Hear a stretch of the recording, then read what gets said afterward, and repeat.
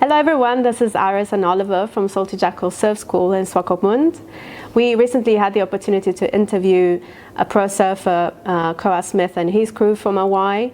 While Koa Smith was here, we also had the chance to chat to him about our community project, the Namib Sustainable Waves, which gives an opportunity to local kids from the township to learn about surfing, earth harmony, and provides them with mentorship.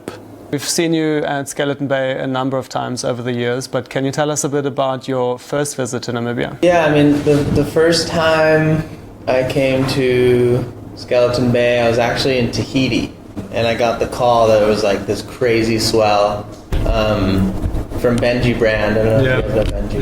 Yeah. We had been talking about it before, like, this is my dream, like, I really want to go to this wave, because as a goofy footer, like, it's the longest, best barrel in the world, you know? Yeah. So he called me and I was in Tahiti and I flew. It was like, couldn't be further away from Walvis Bay. Every time I surf it, it's different. Yeah. Whether it's like, I remember the first couple times I came, it was very close to the beach. Yeah. Like you could see a set coming and you could make it out and catch that set. Yeah. But I think it's just evolving and moving constantly. Yeah. Right now it has that really deep spot at the end of the bay. But if you look, it's actually now starting to break really close to shore. It's still kind of fat on the inside, but that could easily evolve into being like grindy on the inside again. The first couple of times when we surfed it, the end section, it just would get crazier and crazier until you reach the closeout. Yeah. You'd be like in the barrel, like, oh my God, and then all of a sudden you're like, oh no, I'm at the closeout. And then that's where all the swell focuses. And like, it'll be like 4 or 5 feet up top, and then down there is like 10, 12 feet Hawaiian. Yeah. Like, have you had any major injuries at Skeleton Bay?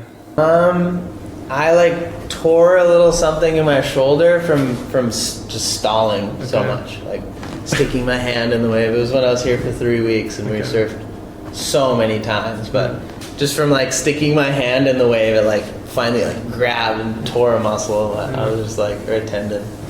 Like, that's kind of funny.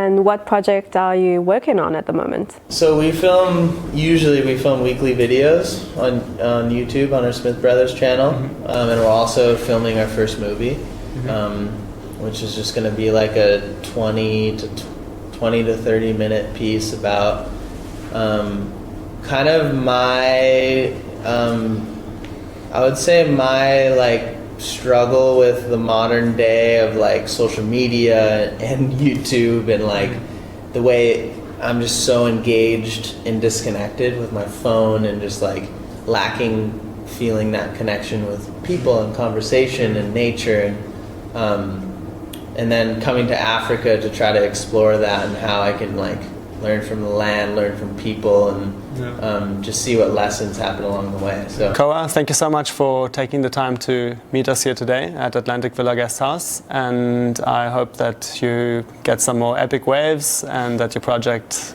is fun and a big success in the end. After this was like the pinnacle of it, you know, because Skeleton Bay means so much to me. This is why we came here, and it's been so like hit and miss this whole time we've been here. Like, there's a swell, okay, we're going, we're not going, like, no. And then finally, like, we had this little secret swell, and there's no one there. We got to score it alone. So that'll be the pinnacle of the movie. Okay. But now we're headed back to Cape Town just to like, we want to film a couple scenes of some characters we met along the way that taught us some cool lessons. So. Yeah.